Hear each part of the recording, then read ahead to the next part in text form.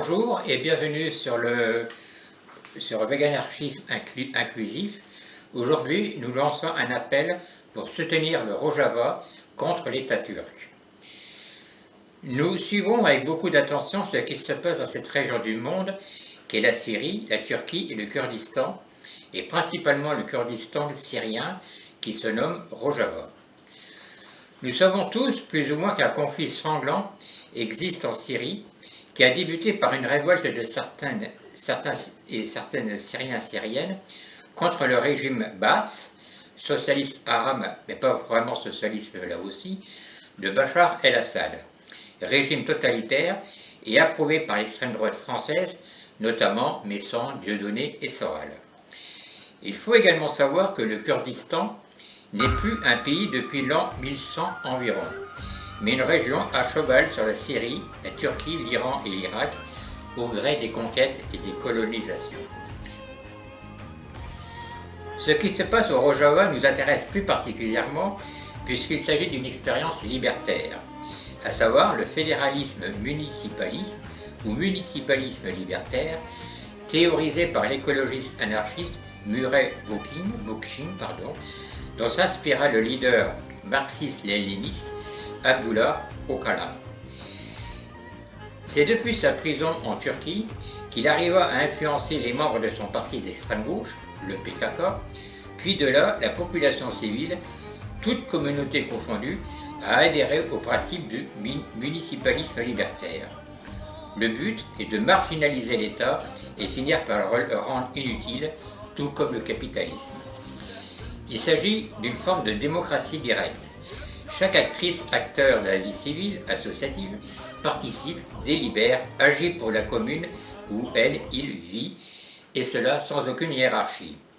Cette démocratie directe s'appuie particulièrement sur les égalités, notamment hommes-femmes, et une égalité entre les différentes communautés religieuses fortement présentes au Moyen-Orient.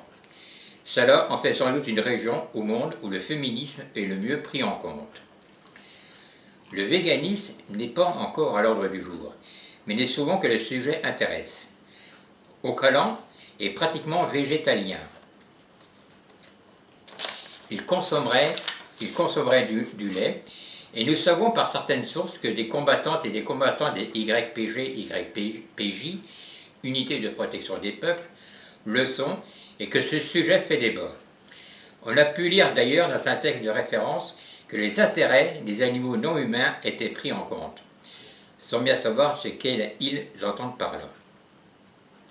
Enfin, le municipalisme libertaire n'est d'ailleurs pas imposé, mais proposé aux populations locales. Nous n'avons pas entendu d'opposition à ce projet. À cela, il faut ajouter que les combattantes et les combattants YPJ ont mené une lutte acharnée et pratiquement victorieuse contre Daesh. Ils ont notamment réussi à libérer Raqqa des mains de ces fous d'Allah. Voici donc brièvement ce qu'est le Rojava, une enclave où règne la solidarité, l'entraide entre les différentes communautés. Une Espagne 36, une commune de Paris, déclarent certains et certaines.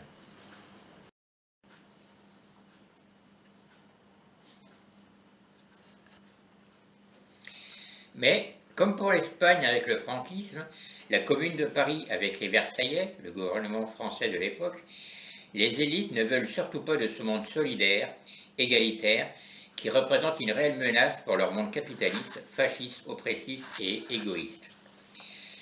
Un véritable génocide a commencé depuis le 20 janvier dans le canton d'Afrin, dans le silence assourdissant des gouvernements, des personnalités politiques, à de rares exceptions près, de l'Europe, des USA, de l'ONU et des médias. La Russie a laissé les avions turcs voler dans une zone qu'elle contrôle. Erdogan souhaite clairement une épuration ethnique des Kurdes, son souhait, raser ce territoire pour s'y installer, sans doute des colons turcs, tandis que des groupes musulmans intégristes, comme les Frères musulmans, par exemple, qui le suivent dans son agression, souhaitent appliquer la charia dans ce territoire.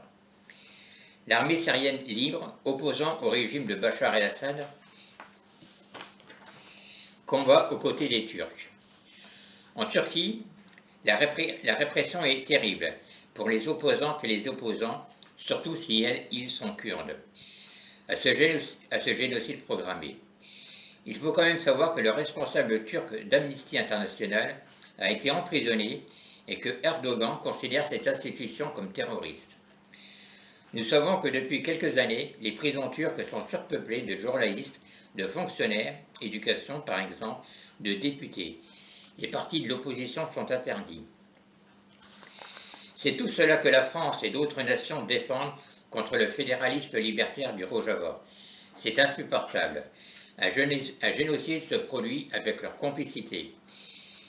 Ils nous disent de lutter contre le terrorisme islamique de Daesh et autres groupes intégristes et soutiennent par leur passivité complice celui qui non seulement n'a rien fait contre les djihadistes, mais les a protégés contre celles et ceux qui les ont combattus avec un courage exemplaire.